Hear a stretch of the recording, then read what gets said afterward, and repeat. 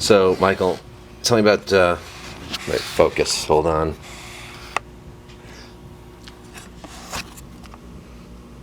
.28 feet, 0.5 feet, 3 feet.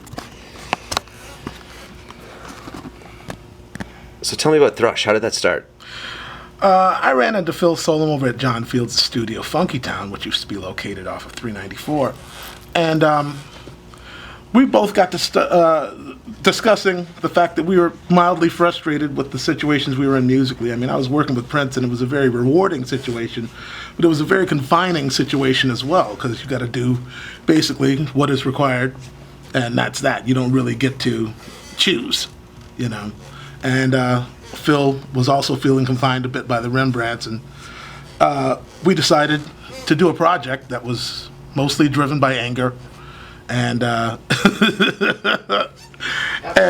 John leaned back and said, "You can record it here for free if I get to be in the band."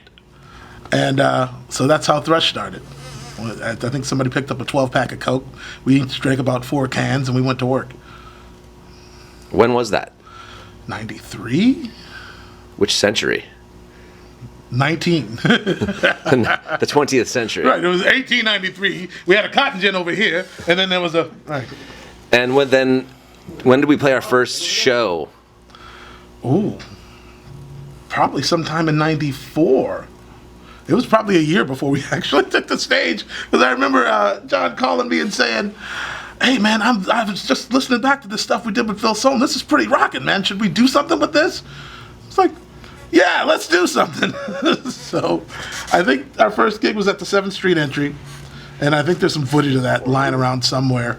I think Uncle Steve shot it. I saw something on Vimeo. I was at the 400 bar. That was the 400? Yeah. Oh, right. That's right. It was the 400. And it looks pretty crazy to me, man.